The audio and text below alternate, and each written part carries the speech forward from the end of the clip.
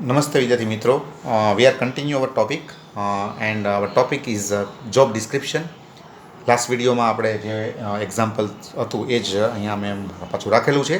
આપણે એને પાછું આગળ વધારશું. બરાબર. આપણે વાત કરીએ છીએ ત્યારે કાર્યવર્ણનનું પત્રક એનું આપણે એક એક્ઝામ્પલ અથવા નમૂનો આપણે જોઈએ છીએ. પરીક્ષામાં તમારે નમૂનો બતાવવાનો આવતો હોય છે. તો સૌથી પહેલાં આપણે પત્રક જે બનાવ્યું એ પત્રકમાં સૌથી પહેલાં આપણે કાર્યનું નામ, પછી એનો નંબર, પછી એનો વિભાગ અને નંબર 4ની અંદર કાર્યનું વિગતવાર વર્ણન આપણે અહીંયા દર્શાવ્યું છે. બરાબર. અત્યારે આપણે જે એક્ઝામ્પલ લઈએ છીએ એમાં મશીન ઓપરેટરનું જે કામ છે આપણે એનું ડિસ્ક્રિપ્શન તૈયાર કરીએ છીએ. તો આપણે પહેલાં ટાઇટલ્સ એને આપી દીધું. બધા કાર્યને ટાઇટલ આપવું પડે. બરાબર. દરેક કામો એને ટાઇટલ આપવું પડે. અમે ખાસ કરીને જે ટેકનિકલ કામો છે દરેક ટેકનિકલ કામોને અલગ અલગ ટાઇટલ આપવા પડે.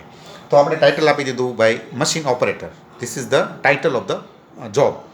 પછી આપણે નંબર આપ્યો. પછી એને એક વિભાગમાં આપણે ડિવાઈડ કરી દીધું ભાઈ આનો વિભાગ તો કે યંત્ર વિભાગમાં એ કામ ગણાય. બરાબર છે.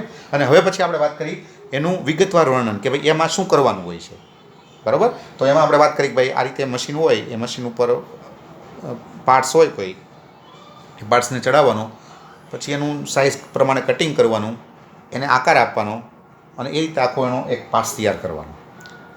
તો આ રીતે નંબર 4 આપણે આગળ વધીએ હવે. બરાબર છે. જોબ ડિસ્ક્રિપ્શનની આપણે વાત કરીએ છીએ. ફરી એકવાર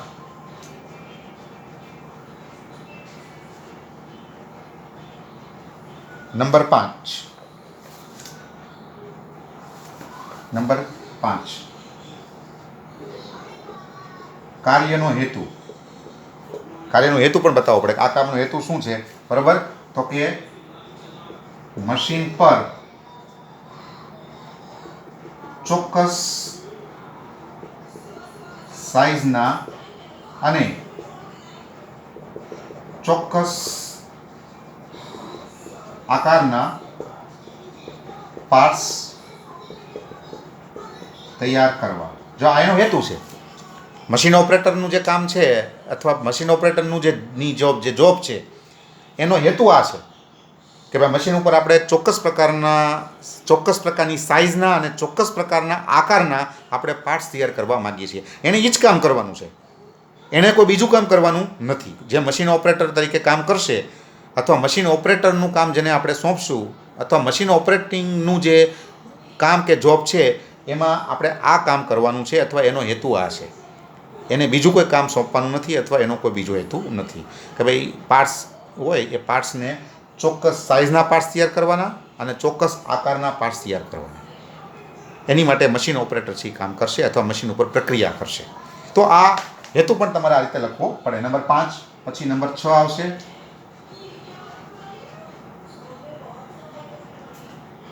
તમે એને સમગ્ર પત્રક આવું બનાવી શકો. બરાબર. મારી પાસે સ્પેસ ન હોય એટલે હું આ રીતે એક પછી એક મુદ્દાઓ ઇન્ડિકેટ કરતો જાઉં છું.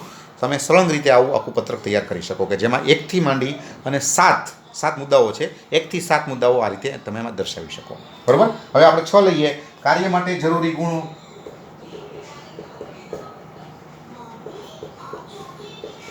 આ કામ જેને સોંપશું એ બરાબર છે.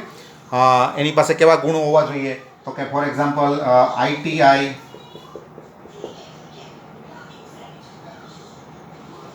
પાસ હોવો જોઈએ. પછી મશીન અંગેનો 2 વર્ષનો અનુભવ. અને ત્રીજી બાબત કઈ? બરાબર છે. તો કે મશીન ઓપરેટિંગ અંગેનું જ્ઞાન. 3 વસ્તુ જે તે વ્યક્તિમાં હોવી જોઈએ જેને આપણે આ કામ સોંપવાના છીએ અથવા સોંપવા માગીએ છીએ અથવા ભવિષ્યમાં જેને આપણે સોંપશું એનામાં કમસે કમ આ 3 પ્રકારની લાયકાત હોવી જોઈએ. પહેલું તો કે એ આઈટીઆઈ હોલ્ડર હોવો જોઈએ. બરાબર છે. બીજું મશીનનું જે આખું ઓપરેટિંગ છે એના સંદર્ભમાં કમસે કમ બરાબર કોઈપણ ક્ષેત્રનો એની પાસે 2 વર્ષનો અનુભવ હોવો જોઈએ. અને ત્રીજું એની પાસે મશીન ઓપરેટિંગનું જ્ઞાન હોવું જોઈએ.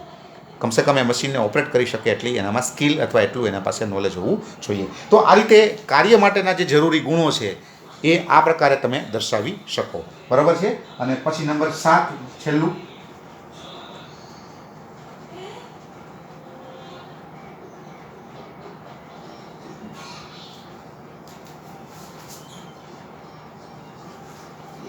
પગાર ધોરણ. બરાબર. તો ફોર એક્ઝામ્પલ જોવા જઈએ તો એમાં લખી શકાય કે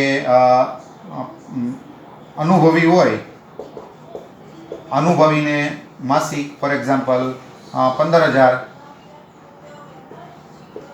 બિન અનુભવી ફ્રેશ, બરાબર, તો એને મહિને 12,000, 3 પ્લસ અન્ય નિયમાનુસાર ભથ્થાઓ. જો આ પગાર ધોરણ. એટલે ભવિષ્ય અંદર શું થાય કે ભવિષ્ય અંદર ધારો કે મશીન ઓપરેટર છે એની જગ્યા ભરવી હોય તો આ ડિસ્ક્રિપ્શન વાંચી લેવાનું. અને આ કોને ઉપરથી તૈયાર કરવામાં આવે છે તો કે એનાલિસિસ ઉપરથી. આ એટલા માટે બીજા નંબર ઉપર છે. પહેલાં આપણે એનાલિસિસની વાત કરી, પછી આપણે ડિસ્ક્રિપ્શનની વાત કરી. ડિસ્ક્રિપ્શન થાય એટલે કે કાર્યનો અભ્યાસ થાય પછી એના ઉપરથી વર્ણન તૈયાર થાય. આપણે કોઈ પણ બાબત હોય એનો અભ્યાસ કરી લઈએ પછી એના ઉપર આપણે નોંધ લખીએ. આપણે પહેલાં નોંધ નથી લખતા, બરાબર છે. એટલે પહેલાં તમે કાર્યનું આખું અભ્યાસ કરો, એનું આખું વિશ્લેષણ કરો અને એના આધારે પછી તમે આખી લેખિત નોંધ તૈયાર કરો કે ભાઈ આ કામ છે એ એમાં કઈ પ્રવૃત્તિ કરવાની, પછી તો કે એમાં ફોર એક્ઝામ્પલ જોવા જઈએ તો કેવી પરિસ્થિતિમાં આ કામ કરવાનું, કર્મચારીમાં કેવા પ્રકારના ગુણો હોવા જોઈએ, આપણે એને કેટલો પગાર આપવો જોઈએ, આ બધું બાબત પછી તમે નક્કી કરી શકો.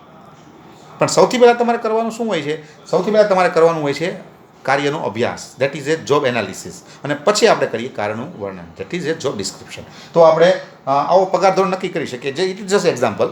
અનુભવી હોય તો એને માસિક 15,000 આપશું. પછી ધારો કે ફ્રેશ હોય, કોઈ અનુભવી ન હોય ને ફ્રેશ હોય તો એને આપણે 12,000 આપશું. જે અનુભવ જેની પાસે કાંઈ નથી, નવા જ છે, આઈટીઆઈમાંથી સીધા બહાર આવી ગયા છે અને સીધો આપણે એને નોકરી આપી છે, મશીન ઓપરેટર તરીકેનું કામ આપ્યું છે, તો એને આપણે 12,000 આપશું. પ્લસ એના જે કાંઈ આપણે ભથ્થાઓ આપણા નિયમ પ્રમાણે આપીએ છીએ એ ભથ્થાઓ પણ આપણે એને પ્રોવાઈડ કરશું. તો આવી રીતે તમે આખું કાર્યનું વર્ણન તૈયાર કરી શકો. That is called job description. આને કહેવામાં આવે છે જોબ કાર્યનું વર્ણન, બરાબર છે. તો આ તમે આ રીતે યાદ રાખવાનો પ્રયત્ન કરી શકો. હવે આપણે સાથોસાથ લઈ લઈએ નવો જ પ્રશ્ન, અને જેવો જ છે એટલે આપણે આની સાથે લઈ લઈએ.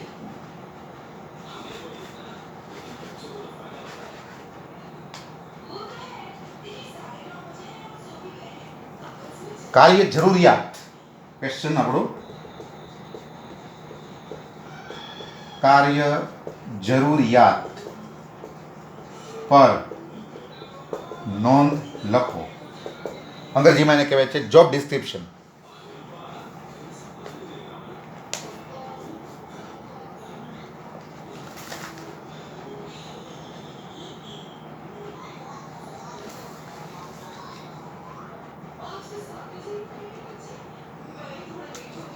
બરોબર. આપણે પહેલાં લઈએ એનો અર્થ અથવા એની વ્યાખ્યા. કાર્ય જરૂરિયાત, જોબ સ્પેસિફિકેશન, કે ભાઈ કોઈ કામ કરવા માટે કેવો કર્મચારીમાં કેવો ગુણ હોવા જોઈએ એનું આખું એક નોંધ અથવા એનું આખું એક લિસ્ટ. કે ભાઈ આપણે આ કામ ધારો કે છે તો એમાં જે વ્યક્તિને આપણે મૂકવાનો છે એની પાસે એટલું હોવું જોઈએ, બરાબર છે. એની પાસે શૈક્ષણિક લાયકાત આવી હોવી જોઈએ, એની પાસે અનુભવ આવવો જોઈએ, એની પાસે આ પ્રકારની સ્કિલ હોવી જોઈએ. આ 3 બાબતોનું આખું એ નોંધ હોય છે અથવા એ 3 બાબતો એમાં દર્શાવવામાં આવે છે.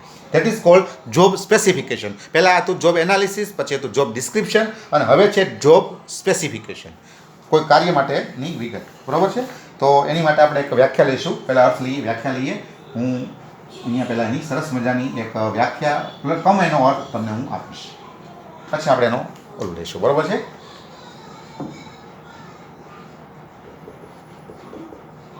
Dictionary of business and management.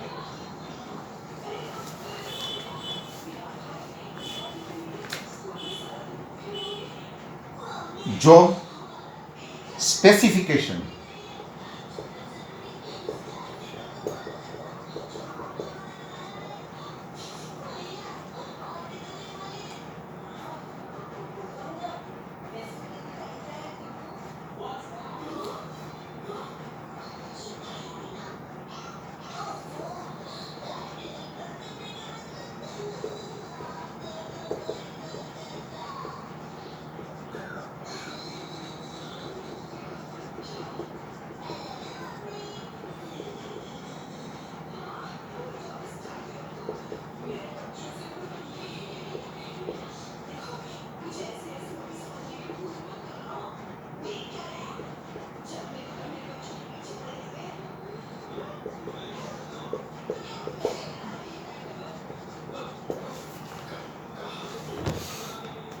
Job specification means to decide about qualities of person to whom the job is assign. જેને કામ સોંપવાનું છે એ વ્યક્તિમાં રહેલા ગુણો અંગે વિચારવું એટલે જોબ ડિસ્ક્રિપ્શન. ફરી એકવાર, જે વ્યક્તિને આપણે કામ સોંપવાના છીએ એ વ્યક્તિમાં કેવા ગુણો હોવા જોઈએ એની વિચારણા, એની નોંધ, that is A job specification, કાર્ય જરૂરિયાત. બરાબર? આમાં કર્મચારીના ગુણ ઉપર જ આખો ભાર છે, આમાં બીજું કાંઈ હોતું નથી. બરાબર?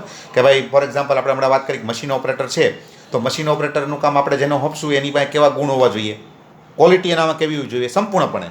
પછી શૈક્ષણિક હોય, અનુભવ હોય, આ બધું આવી ગયું એમાં. તો જે વ્યક્તિને આપણે કામ સોંપવાના છીએ એ વ્યક્તિમાં કેવા પ્રકારના ગુણો, કેવા પ્રકારની ક્વોલિટી હોવી જોઈએ એનું જ્યારે વિચારણા કરવામાં આવે, એની જ્યારે કોઈ નોંધ તૈયાર કરવામાં આવે ત્યારે એને કહેવાય છે જોબ સ્પેસિફિકેશન. તો આ બધી પેદાશો કોની છે? તો કે આ બધી પેદાશો છે જોબ એનાલિસિસની. કાર્યનો અભ્યાસ થાય પછી આ બધું બહાર આવે. કાર્યનો અભ્યાસ થાય પછી ખબર પડે કે ભાઈ મશીન ઓપરેટર છે એમાં આપણે આઈટીઆઈ જોવે, મશીન ઓપરેટિંગનું જ્ઞાન હોય એવો વ્યક્તિ જોવે. જો ઇન શોર્ટ આ બધી પેદાશો જે છે, આ બધા જે કાંઈ બાબતો છે, બધી બાબતો કાર્ય વિશ્લેષણમાંથી બહાર આવે છે. તો it is A job specification. બરાબર છે? આનું ગુજરાતી લખીએ.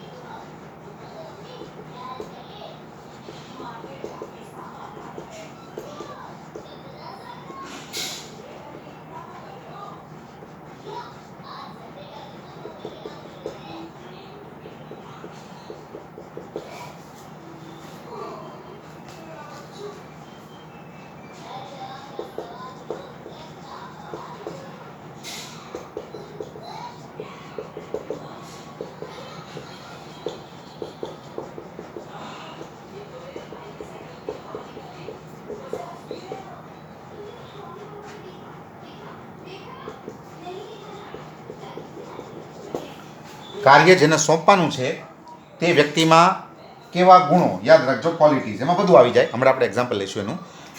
એમાં કેવા પ્રકારની ક્વોલિટીઝ હોવી જોઈએ એની જ્યારે નોંધ કરવામાં આવે કે વિચારણા કરવામાં આવે ત્યારે એને કહેવાય છે કાર્યની જરૂરિયાત. બરાબર છે? હવે આપણે એનું એક પત્રક ફટાફટ જોઈ લઈએ. બરાબર છે?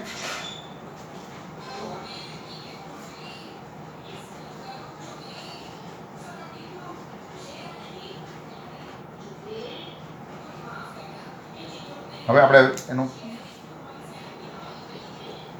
કાર્ય જરૂરિયાત પત્રકનો નમૂનો. તો ઓલા જેવી જ વાત છે આખી. બરાબર? આવું આખું પત્રક બનાવવાનું એક. એમાં ફોર એક્ઝામ્પલ હમણાં આપણે વાત કરી કાર્યનું નામ, પછી કાર્યની ફરજ, પછી કાર્યની જરૂરિયાત,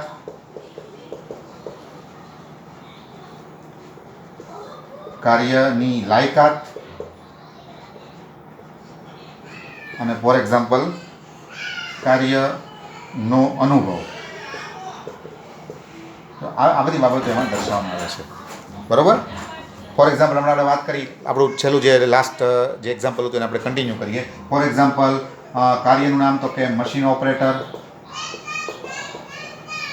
પછી કાર્યની ફરજ તો કે મશીનનું ઓપરેટિંગ.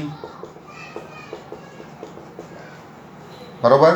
પછી તો કે આ માટે કર્મચારીમાં કઈ વસ્તુ હોવી જોઈએ તો કે મશીન ઓપરેટિંગ જ્ઞાન. પછી એનામાં લાયકાત તો કે આઈટીઆઈ હોલ્ડર, અને અનુભવ તો કે મશીન અંગેનો 2 વર્ષનો. આ એક સામાન્ય એક્ઝામ્પલ છે. બરાબર? આવો પત્રક તૈયાર કરવામાં આવતું હોય છે જેથી કરીને ભવિષ્યમાં જ્યારે મશીન ઓપરેટર માટે તમે ભરતી પસંદગી કરવા માટે જાઓ ત્યારે તમે કયા પ્રકારનો વ્યક્તિ તમારે પસંદ કરવાનો છે એ તમે નક્કી કરી શકો. એનામાં કેવા ગુણો આપણે જોઈએ છીએ, બરાબર. તો એને ધ્યાનમાં રાખીને આપણે એ પ્રકારના વ્યક્તિને આપણે પસંદ કરી શકીએ. તો કાર્યનું નામ તો કે ભાઈ ફોર એક્ઝામ્પલ મશીન ઓપરેટર. પછી એને કામ શું કરવાનું છે તો કે મશીનનું ઓપરેટિંગ કરવાનું છે. એનામાં કઈ વસ્તુ હોવી જોઈએ, એનામાં કઈ વસ્તુ હોવી જોઈએ તો કે એનામાં કમસે કમ મશીન ઓપરેટિંગનું જ્ઞાન હોવું જોઈએ. પછી લાયકાત, શૈક્ષણિક લાયકાત કઈ હોવી જોઈએ તો કે આઈટીઆઈ હોલ્ડર હોવો જોઈએ, આઈટીઆઈ પાસ કરીને આવેલો હોવો જોઈએ. અને અનુભવ તો કે કમસે કમ એની પાસે મશીન ઓપરેટિંગ અંગેનો કમસે કમ એની પાસે 2 વર્ષનો અનુભવ હોવો જોઈએ. તો આવું પત્રક તૈયાર કરવામાં આવતું હોય છે. તો આને કહેવાય છે જોબ સ્પેસિફિકેશન. કાર્ય માટે કેવા વ્યક્તિની જરૂર છે એની વિચારણા અથવા એની નોંધ અથવા એનું તૈયાર કરવામાં આવતું પત્રક. ફરી એકવાર યાદ રાખજો, જસ્ટ ફોર યોર મેમરી, તમારી યાદશક્તિ માટે, તમારા એક જેને કહેવાય કે રેફરન્સ માટે આ વસ્તુ યાદ રાખજો કે જે તે કાર્ય માટે કેવા પ્રકારના વ્યક્તિની જરૂર છે તેની વિચારણા, તેની લેખિત નોંધ કે તેનું એક પ્રકારનું પત્રક, that is A job specification. એને કહેવામાં આવે છે જોબ સ્પેસિફિકેશન. ઓકે.